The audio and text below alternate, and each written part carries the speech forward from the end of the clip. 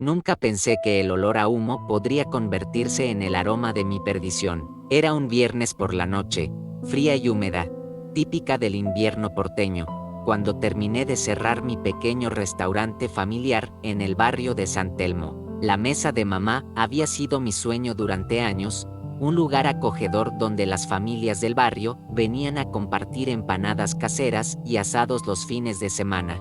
Después de 15 años trabajando como soldador en una fábrica, había ahorrado cada peso para abrir ese local que era mi orgullo, mi legado para mis hijos Tomás y Elena. Esa noche, mientras cerraba la caja registradora y apagaba las luces, no sabía que sería la última vez que vería mi restaurante en pie. Al salir por la puerta trasera, noté un resplandor extraño proveniente del edificio de al lado, una vieja fábrica textil abandonada que llevaba años cerrada. Las llamas ya se alzaban contra el cielo nocturno, y el viento comenzaba a llevar chispas hacia mi local. Sin dudarlo, corrí hacia el incendio gritando por ayuda, tratando de ver si había alguien atrapado adentro. El fuego se extendía rápidamente, alimentado por los rollos de tela y productos químicos que aún quedaban almacenados. Fue entonces cuando escuché los gritos. Desde el interior de la fábrica, una voz desesperada pedía auxilio.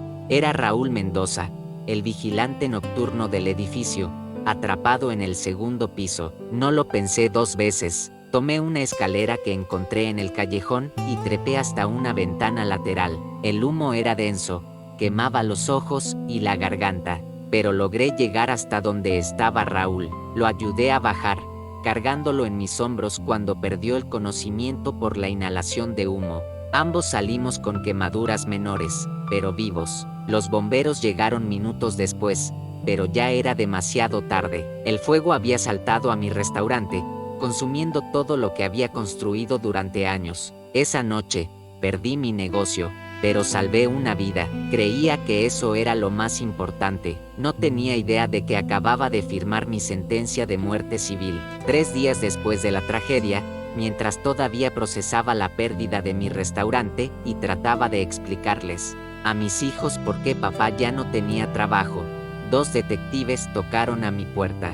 La investigación del incendio había llegado a conclusiones que me helaron la sangre. Según el informe preliminar, el fuego no había sido accidental. Alguien había utilizado acelerantes para iniciarlo, y las pruebas apuntaban directamente hacia mí. Me mostraron fotografías de latas de combustible encontradas en el callejón donde yo había buscado la escalera. Mis huellas dactilares estaban por todas partes, algo que era lógico considerando que había estado allí rescatando a Raúl. Pero para los investigadores, era la prueba de mi culpabilidad. El motivo, según ellos, era obvio. Yo había incendiado la fábrica abandonada para que el fuego se extendiera a mi restaurante y así cobrar el seguro contra incendios. El plan había salido mal cuando Raúl apareció inesperadamente, obligándome a fingir un rescate heroico para desviar las sospechas. La teoría era absurda, pero sonaba convincente. ¿Por qué un hombre desesperado por las deudas no recurriría a una estafa de seguros? El hecho de que hubiera salvado a Raúl solo reforzaba la narrativa de que yo era suficientemente calculador como para crear una coartada perfecta. Mi esposa Clara me miraba con una mezcla de horror y duda. Los vecinos que antes me saludaban con cariño ahora cruzaban la calle para evitarme. En sus ojos veía la pregunta que nadie se atrevía a hacer en voz alta: ¿realmente eres capaz de quemar tu propio negocio y poner en riesgo la vida de un hombre inocente? El juicio fue un espectáculo mediático que me convirtió en el villano perfecto. Los medios locales cubrían cada día del proceso con titulares sensacionalistas: el bombero pirómano, el héroe falso, la máscara del bien. La fiscalía construyó un caso aparentemente sólido. Tenían las latas de combustible con mis huellas, testigos que me habían visto cerca de la fábrica en las semanas previas, y lo más devastador de todo, tenían a Raúl Mendoza. El hombre cuya vida había salvado se convirtió en el testigo estrella de la acusación. Subió al estrado con muletas, todavía recuperándose de las quemaduras, y con lágrimas en los ojos, juró que me había visto rociando líquido inflamable en el interior de la fábrica momentos antes de que comenzara el incendio. Según su testimonio, yo había fingido sorpresa al verlo, y solo entonces había montado la farsa del rescate para cubrirme. Cada palabra de Raúl era una puñalada en mi corazón.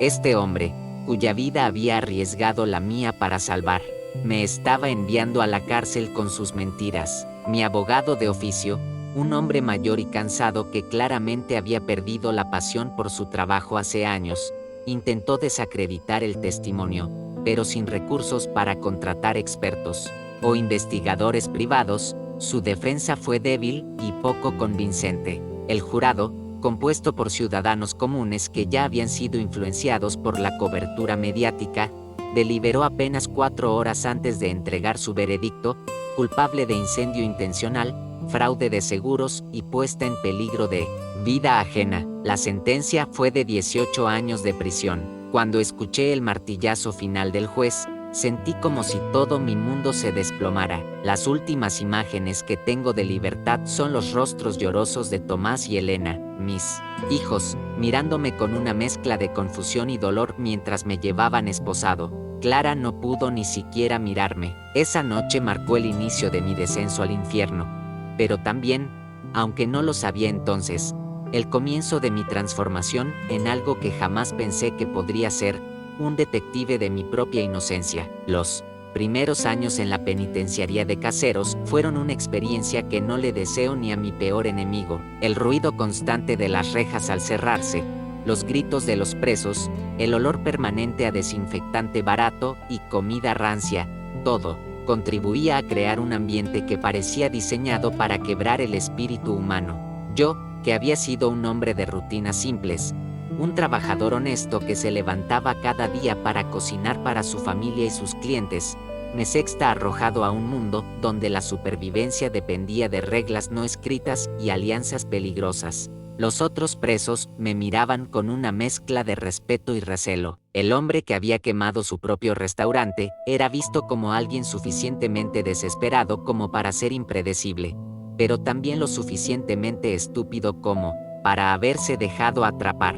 Aprendí rápidamente a mantener la boca cerrada y los ojos abiertos. Las visitas de Clara se hicieron cada vez menos frecuentes. Al principio venía cada 15 días con los niños, pero el dolor en sus ojos era insoportable. Tomás, que tenía 15 años cuando me encarcelaron, comenzó a mostrar signos de rebeldía y resentimiento. Elena, mi pequeña de 11 años, lloraba cada vez que tenía que marcharse al final de la visita. Después del primer año, Clara decidió que las visitas eran demasiado traumáticas para los niños. Después del segundo año, ella también dejó de venir. Los papeles de divorcio llegaron por correo, junto con una carta en la que Clara me explicaba que necesitaba seguir adelante con su vida y proteger a nuestros hijos de la vergüenza de tener un padre en prisión. No la culpé. De hecho, parte de mí sintió alivio. Era una carga menos que tuviera que llevar, saber que ya no estaba arrastrando a mi familia a mi caída, pero la soledad que siguió fue como un frío que me calaba hasta los huesos. Durante las noches interminables, acostado en mi litera mientras mi compañero de celda roncaba, repasaba una y otra vez los eventos de aquella noche fatídica. Había algo que no encajaba, algo que mi mente no lograba precisar. ¿Por qué Raúl estaba en la fábrica a esa hora? Su turno como vigilante terminaba a las 6 de la tarde, y el incendio había comenzado pasadas las 10 de la noche. ¿Qué hacía allí? Además, ¿cómo había sabido mi nombre cuando lo rescaté? En medio del humo y la confusión, él me había gritado: «Gracias, Eduardo», antes de perder el conocimiento. Pero nosotros nunca nos habíamos presentado. Estos detalles me inquietaban, pero no tenía forma de investigarlos desde mi celda. El cambio en mi vida llegó de la manera más inesperada. Durante mi tercer año de condena, llegó un nuevo recluso a mi pabellón. Se llamaba Alberto Machado, y había sido periodista de investigación antes de ser condenado por difamación contra un político local. Alberto era un hombre de unos 50 años, pelo gris y ojos penetrantes que parecían ver más allá de las apariencias. A diferencia de la mayoría de los presos, que preferían no hablar de sus casos, Alberto era curioso por naturaleza. Durante las caminatas en el patio, comenzó a preguntarme sobre mi historia. Le conté todo, desde la noche del incendio hasta el juicio, incluyendo las dudas que me carcomían sobre el comportamiento de Raúl. Alberto me escuchó con atención, tomando notas mentales, haciendo preguntas que yo no me había hecho. Eduardo, me dijo una tarde mientras caminábamos alrededor del perímetro del patio, tu historia tiene más agujeros que un colador, pero no en tu versión, sino en la versión oficial. Me explicó que durante sus años como periodista había cubierto docenas de casos de incendios intencionales, y había aprendido a reconocer las inconsistencias en las investigaciones policiales. El problema, continuó, es que una vez que la policía decide quién es el culpable, dejan de buscar otras explicaciones. Tu caso huele a investigación cerrada prematuramente. Alberto me propuso algo que en ese momento me pareció imposible: investigar mi propio caso desde adentro de la prisión. Tengo contactos, me dijo, periodistas que me deben favores, investigadores privados que trabajan por poco dinero si la causa es justa, pero necesito que me ayudes a armar un mapa de todo lo que pasó esa noche. Durante los meses siguientes, Alberto se convirtió en mi socio en la búsqueda de la verdad. Cada conversación era una sesión de análisis forense. Me hacía recordar cada detalle, por insignificante que pareciera: el color exacto de las llamas, la dirección del viento, la ropa que llevaba Raúl, las palabras exactas que habíamos intercambiado. Poco a poco, comenzamos a construir una cronología alternativa de los eventos. Alberto contactó a un viejo amigo suyo, un investigador privado llamado Gustavo Hernández, que aceptó revisar mi caso sin cobrar honorarios por adelantado. Gustavo comenzó por lo básico: verificar los testimonios de los testigos, revisar los archivos públicos, buscar inconsistencias en el informe oficial. Lo que encontró fue más revelador de lo que habíamos esperado. La primera fisura en la versión oficial apareció cuando Gustavo investigó los antecedentes de Raúl Mendoza. Resulta que el hombre cuya vida yo había salvado tenía un pasado mucho más complicado de lo que había admitido en el juicio. Raúl no era simplemente un vigilante nocturno, tenía antecedentes por estafa y había estado involucrado en varios esquemas de fraude de seguros en los años anteriores al incendio. Más importante aún, Gustavo descubrió que Raúl había trabajado durante 10 años como tasador de seguros antes de convertirse en vigilante. Conocía perfectamente cómo funcionaban las pólizas contra incendios, qué evidencias buscaban los investigadores, y cómo hacer que un incendio intencional pareciera accidental o viceversa. Cuando Alberto me contó estos hallazgos durante una de nuestras caminatas, sentí una mezcla de ira y esperanza que no había experimentado en años. Pero eso no es todo, continuó Alberto con una sonrisa que no había visto en él antes. Gustavo también investigó las finanzas de la fábrica textil. El edificio no estaba realmente abandonado como todos creían. Tenía un nuevo dueño, que había comprado la propiedad 6 meses antes del incendio, y ese nuevo dueño había aumentado significativamente el seguro del edificio apenas 2 semanas antes del incendio. El nuevo dueño era una empresa fantasma registrada en un paraíso fiscal, pero con suficiente paciencia y recursos, Gustavo había logrado rastrear la verdadera identidad del beneficiario: Raúl Mendoza. El hombre cuya vida había salvado era, en realidad, el dueño del edificio que se incendió, y había contratado un seguro millonario pocas semanas antes de la tragedia. De repente, todo comenzó a tener sentido. Raúl no había estado en la fábrica por casualidad esa noche. Había estado allí para asegurarse de que el incendio que él mismo había provocado se desarrollara según lo planeado. Mi aparición inesperada había arruinado sus planes, obligándolo a improvisar. En lugar de huir y dejar que el fuego hiciera su trabajo, había tenido que quedarse y fingir ser una víctima, y cuando se dio cuenta de que yo había visto demasiado, había decidido convertirme en el chivo expiatorio perfecto. Eduardo, me dijo Alberto esa noche en nuestra celda, creo que hemos encontrado oro, pero necesitamos más evidencias antes de poder hacer algo con esto. La segunda fase de nuestra investigación fue más compleja y peligrosa. Necesitábamos pruebas físicas, documentos, testimonios de testigos que no habían sido interrogados durante el juicio original. Gustavo Trabajando con los pocos recursos que podíamos proporcionarle, comenzó a investigar a fondo las conexiones de Raúl.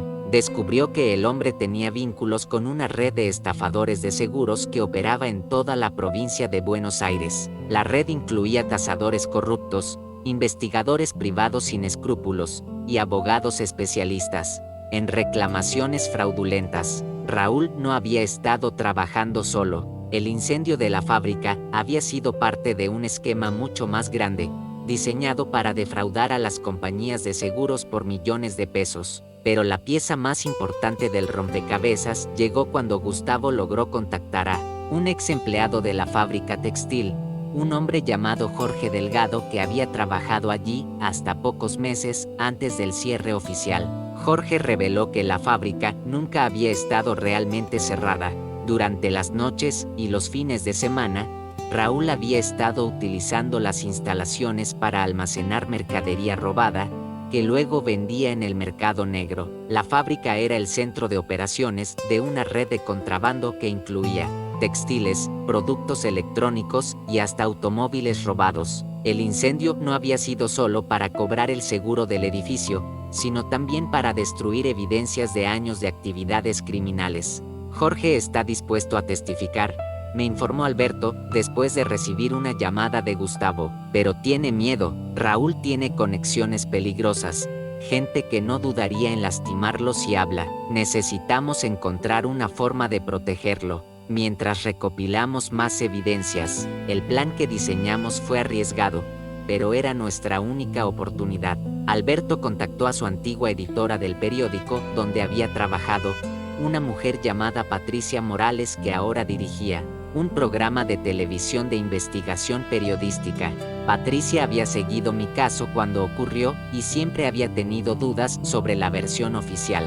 Cuando Alberto le presentó nuestros hallazgos, ella aceptó investigar la historia en secreto. El plan era simple en teoría, pero complejo en la ejecución.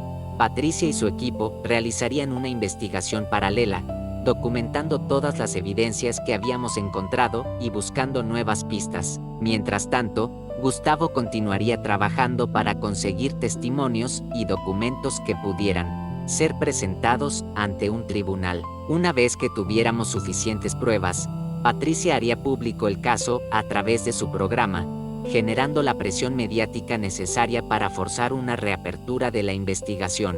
Los meses que siguieron fueron los más intensos de mi vida en prisión. Cada día traía nuevas revelaciones, nuevas piezas del rompecabezas que lentamente revelaban la magnitud de la conspiración en mi contra. Patricia y su equipo trabajaron incansablemente, entrevistando testigos que nunca habían sido contactados por la policía original, analizando evidencias que habían sido ignoradas o mal interpretadas, y siguiendo el rastro del dinero que había motivado todo el esquema.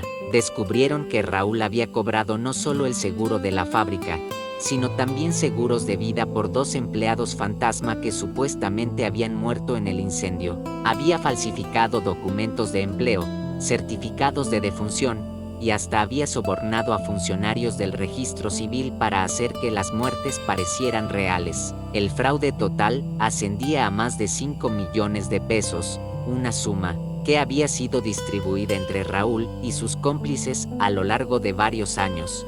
Durante todo este tiempo, Raúl había estado viviendo con una nueva identidad en Córdoba, usando parte del dinero del seguro para comprar propiedades y establecer nuevos negocios. Había cambiado su nombre a Roberto Maldonado y se había casado con una mujer local que no tenía idea de su pasado. Gustavo lo había localizado y había estado vigilándolo discretamente, documentando su nuevo estilo de vida lujoso que contrastaba enormemente con la modesta pensión de discapacidad que, oficialmente, recibía como resultado de las lesiones sufridas en el incendio. Pero la evidencia más devastadora vino de una fuente completamente inesperada. Durante una de las entrevistas de Patricia con ex empleados de la fábrica, uno de ellos mencionó que había encontrado una caja de documentos personales en su garaje, cosas que había sacado de su oficina el día que la fábrica cerró oficialmente. Entre esos documentos había una carpeta con planes arquitectónicos de la fábrica, pero no eran los planos originales del edificio. Eran modificaciones que mostraban la instalación de un sistema de ventilación secreto, diseñado para facilitar el movimiento de mercadería sin ser detectado. Los planos estaban firmados por Raúl Mendoza y fechados 6 meses antes del incendio. Era la prueba física que necesitábamos para demostrar que Raúl había estado planificando usar la fábrica para actividades ilegales mucho antes de que ocurriera el incendio. Con esta evidencia en mano, Patricia decidió que era hora de hacer público el caso. El programa especial de investigación se emitió un martes por la noche, y el impacto fue inmediato y devastador. La verdad detrás del fuego, como un héroe fue condenado por los crímenes de su víctima, se convirtió en el programa más visto del año. Patricia presentó cada pieza de evidencia de manera meticulosa, entrevistó a todos los testigos clave, y construyó un caso tan convincente que incluso los escépticos más duros no pudieron ignorar la realidad. Yo había sido víctima de una conspiración elaborada por el mismo hombre cuya vida había salvado. La reacción pública fue inmediata y furiosa. Las redes sociales se llenaron de mensajes de apoyo hacia mí y de condena hacia Raúl. Los medios nacionales recogieron la historia, y en cuestión de días, mi caso se había convertido en un símbolo de la corrupción del sistema judicial y de la necesidad de reformas en el proceso de investigación criminal. Pero más importante que la atención mediática fue la reacción de las autoridades judiciales. El juez que había presidido mi juicio original, claramente preocupado por su reputación, ordenó una revisión inmediata del caso. La fiscalía, que inicialmente se mostró reacia a admitir errores, se vio forzada por la presión pública a cooperar con la nueva investigación. 2 semanas después de la emisión del programa, recibí la visita de un abogado que no conocía. Se presentó como Daniel Vargas, especialista en casos de revisión judicial, y me informó que había sido contratado por una organización de derechos humanos para representarme en el proceso de apelación. Eduardo, me dijo con una sonrisa que no había visto dirigida hacia mí en 5 años, vamos a sacarte de aquí. El proceso legal que siguió fue complejo pero implacable. Daniel presentó una moción de revisión basada en nuevas evidencias, acompañada de un expediente de más de 500 páginas que documentaba cada aspecto de la conspiración en mi contra. La moción incluía testimonios jurados de Jorge Delgado y otros ex empleados de la fábrica, análisis forense independiente de las evidencias físicas, registros financieros que mostraban las transacciones fraudulentas de Raúl, y lo más importante, una confesión parcial obtenida por Patricia durante una entrevista encubierta con uno de los cómplices de Raúl. Mientras esto ocurría, Gustavo había continuado su vigilancia de Raúl en Córdoba, con la ayuda de un equipo de investigadores privados financiados por la Organización de Derechos Humanos. Había logrado documentar no solo el estilo de vida lujoso de Raúl, sino también sus intentos de intimidar a testigos potenciales. Habían grabado conversaciones telefónicas donde Raúl amenazaba a Jorge Delgado y otros testigos, prometiendo hacerles pagar si testificaban en mi contra. Estas grabaciones fueron entregadas tanto al equipo legal como a las autoridades policiales, que finalmente abrieron una investigación criminal contra Raúl y sus asociados. La audiencia de revisión se realizó 6 meses después de la emisión del programa de Patricia. La sala del tribunal estaba llena de reporteros, activistas de derechos humanos, y por primera vez en 5 años, mi familia. Clara había venido, con Tomás y Elena, ahora ya convertidos en jóvenes adultos que apenas reconocía. Sus rostros mostraban una mezcla de esperanza y dolor que me partía el corazón. Daniel presentó el caso de manera magistral, construyendo una narrativa que no solo demostraba mi inocencia, sino que revelaba la magnitud de la conspiración judicial que había permitido que un criminal convirtiera a su víctima en chivo expiatorio. Cada testigo que subió al estrado fortaleció nuestro caso, y para el final del primer día de audiencias, era evidente que el juez estaba convencido de que se había cometido una grave injusticia. El momento más dramático llegó cuando Daniel solicitó que Raúl Mendoza, ahora detenido preventivamente bajo su verdadera identidad, fuera traído para testificar. Cuando lo sexta entrar al tribunal escoltado por guardias, sentí una mezcla compleja de emociones. Este era el hombre cuya vida había salvado, el hombre que me había traicionado de la manera más cruel posible. Había envejecido en los 5 años transcurridos, su pelo ahora completamente gris, su rostro marcado por el estrés y la culpa. Cuando nuestros ojos se encontraron por primera vez desde el juicio original, vi algo que no esperaba: vergüenza. Durante su testimonio, Raúl inicialmente trató de mantener su versión original de los hechos, pero bajo el interrogatorio hábil de Daniel y confrontado con las evidencias irrefutables que habíamos recopilado, su resistencia se desmoronó. Primero admitió que había mentido sobre algunos detalles menores. Luego confesó que había estado en la fábrica esa noche por razones que no tenían nada que ver con su trabajo como vigilante. Finalmente, cuando Daniel le mostró las grabaciones de sus amenazas a los testigos y los registros financieros que documentaban sus actividades fraudulentas, Raúl se quebró completamente.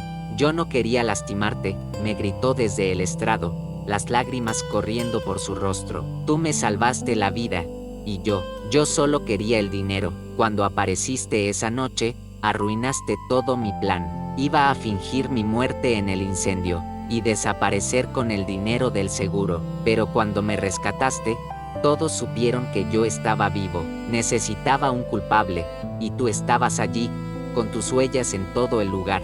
Pensé que con una buena historia, nadie cuestionaría tu culpabilidad». La confesión de Raúl fue el clavo final en el ataúd de la injusticia que había sufrido. El juez no necesitó deliberar mucho. Al día siguiente, anunció su decisión: mi condena era anulada completamente, y sería liberado de inmediato. Además, ordenó que se iniciara un proceso penal completo contra Raúl y sus cómplices, y recomendó una investigación disciplinaria contra los funcionarios policiales y judiciales cuya negligencia había permitido que se cometiera esta injusticia. Cuando escuché las palabras «Eduardo Martínez, usted es libre», sentí como si un peso de 5 años finalmente fuera levantado de mis hombros. Pero la libertad física era solo el primer paso en un largo camino hacia la recuperación de mi vida. Salir de la prisión después de 5 años fue como despertar en un mundo diferente. Los colores parecían más vibrantes, los sonidos más nítidos, y cada respiración de aire fresco era un recordatorio de la libertad que había perdido y recuperado. Pero junto con la euforia de la libertad vino la realidad de todo lo que había perdido. Mi restaurante había sido vendido para pagar deudas legales. Mi casa familiar había sido hipotecada y perdida durante el divorcio. Mis hijos, que habían crecido creyendo que su padre era un criminal, ahora tenían que procesar la verdad de que habían sido víctimas de una mentira elaborada. Clara, que había rehecho su vida durante mis años en prisión, se encontraba en la posición difícil de explicar a los niños por qué había dudado de mi inocencia. El proceso de reconexión familiar fue lento y doloroso. Tomás, ahora de 20 años, había desarrollado una coraza de cinismo y resentimiento que sería difícil de penetrar.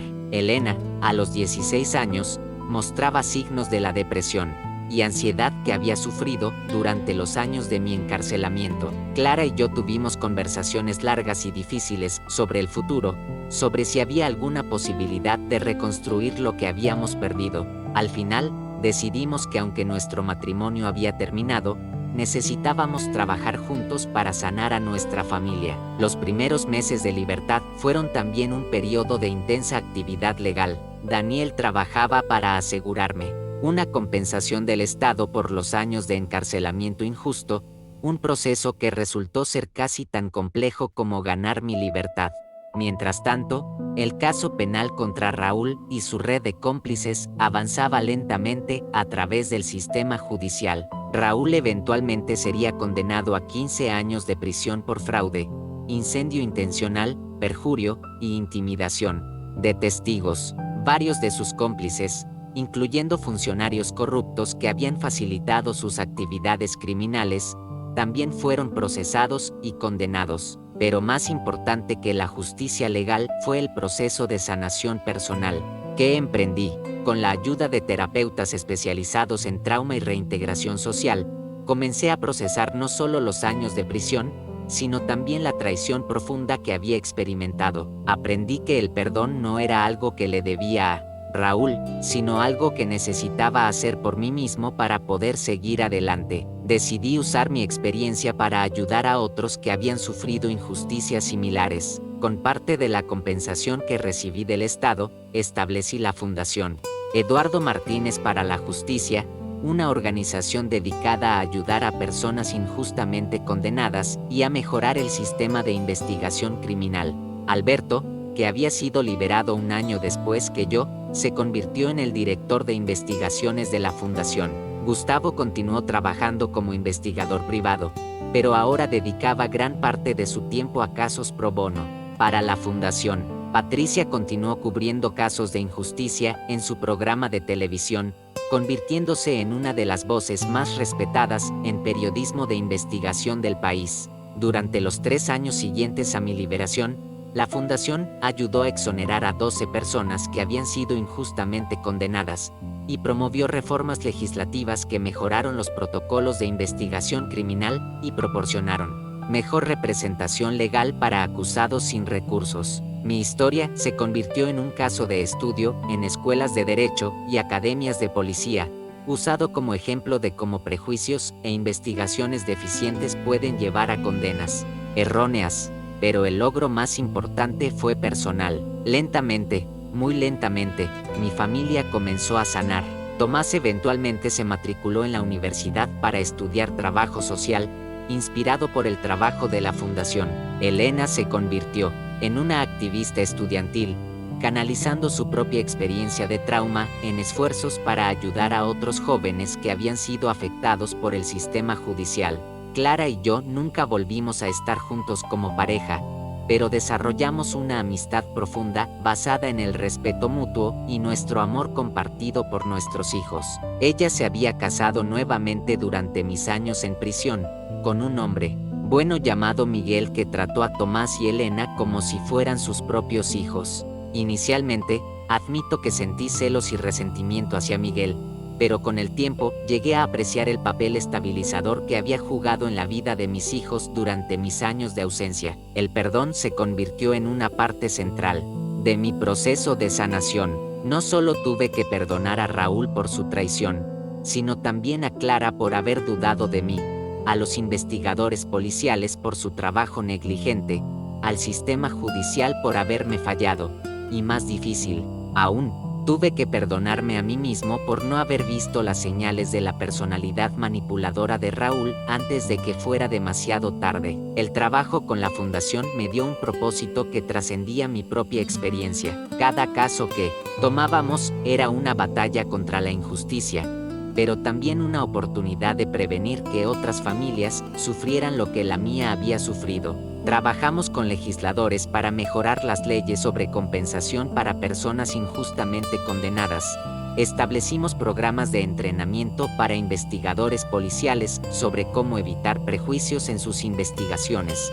Y creamos un fondo legal para proporcionar representación de calidad a acusados que no podían costearla. Una de mis mayores satisfacciones fue el caso de María Fernández, una mujer de Mendoza que había sido condenada por envenenar a su esposo cuando, en realidad, él había muerto por una interacción medicamentosa no detectada. Su caso tenía ecos inquietantes del mío: investigación deficiente, evidencias mal interpretadas, y un sistema judicial demasiado dispuesto a aceptar la explicación más simple en lugar de buscar la verdad. Trabajamos durante 2 años para exonerarla, y cuando finalmente fue liberada después de 8 años de prisión injusta, sentí la misma euforia que había experimentado el día de mi propia liberación. Pero quizás el momento más significativo en mi proceso de sanación llegó 5 años después de mi liberación, cuando recibí una carta inesperada. Era de Raúl, escribiendo desde la prisión donde cumplía su sentencia. La carta era larga y detallada, llena de arrepentimiento y súplicas de perdón. Explicaba cómo la codicia lo había cegado, cómo había racionalizado sus acciones, diciéndose a sí mismo que yo era solo daño colateral en un plan que realmente no lastimaría a nadie. Describía las noches de insomnio que había sufrido. Durante los años de mi encarcelamiento, atormentado por la culpa de saber que un hombre inocente estaba pagando por sus crímenes. Me suplicaba que lo visitara en la prisión, que le diera la oportunidad de disculparse en persona. Al principio, mi impulso fue ignorar la carta. ¿Por qué debería darle la satisfacción de mi perdón al hombre que había destruido 5 años de mi vida? Pero después de semanas de reflexión y conversaciones con mis terapeutas, decidí que visitarlo podría ser beneficioso para mi propio proceso de sanación. La visita a la prisión donde Raúl cumplía su sentencia fue surreal. Me encontré del otro lado del cristal de visitas, en el lugar donde tantos de mis seres queridos habían estado cuando yo era el preso. Raúl había envejecido considerablemente, su cabello era completamente blanco, su rostro estaba marcado por arrugas profundas, y sus ojos mostraban una tristeza que parecía haber tomado residencia permanente en su alma. Cuando me vio, comenzó a llorar.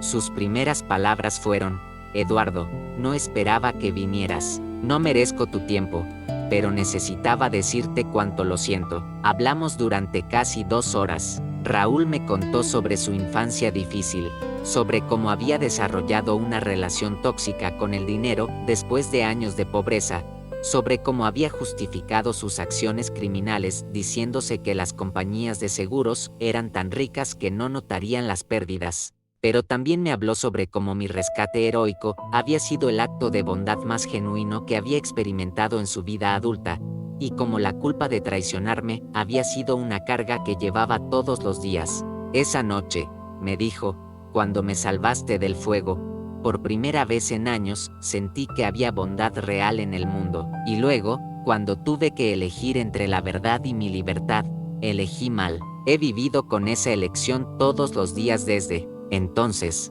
Al final de la visita, le dije algo que sorprendió incluso a mí mismo: Raúl, te perdono, no porque lo merezcas, sino porque necesito hacerlo para poder seguir adelante completamente. Lo que hiciste fue imperdonable, pero mantener el resentimiento en mi corazón solo me lastima a mí. Cuando salí de esa prisión, sentí como si un peso final hubiera sido levantado de mis hombros. El perdón no significaba que olvidaría o excusaría lo que Raúl había hecho, pero sí significaba que ya no permitiría que sus acciones continuaran controlando mi vida emocional. Los años siguientes trajeron una paz que no había conocido desde antes del incendio. Mi relación con mis hijos se fortaleció hasta el punto donde realmente se sintió como si hubiéramos recuperado el tiempo perdido. Tomás se graduó de la universidad y se unió a la fundación como trabajador social, especializándose en apoyar a las familias de personas injustamente condenadas. Elena se convirtió en abogada, inspirada por el trabajo de Daniel, y dedicó su práctica a casos de justicia penal. Clara y Miguel se convirtieron en algunos de mis mejores amigos, y ocasionalmente cenábamos todos juntos como una familia extendida que funcionaba de manera inesperada. Establecí un nuevo restaurante, no para reemplazar lo que había perdido, sino para honrar los sueños que había tenido antes de que mi vida fuera interrumpida por la injusticia. La segunda oportunidad se convirtió en un lugar de encuentro para la comunidad, pero también en un símbolo de resiliencia y renovación. En las paredes colgué fotografías que contaban la historia de todos los casos de injusticia que la fundación había ayudado a resolver, convirtiendo el restaurante en un monumento viviente a la importancia de nunca darse por vencido en la búsqueda de la verdad. Cada año, el aniversario de mi liberación, organizaba una cena especial en el restaurante para todas las personas que habían sido exoneradas con la ayuda de la fundación, junto con sus familias y los abogados y investigadores que habían hecho posible su libertad.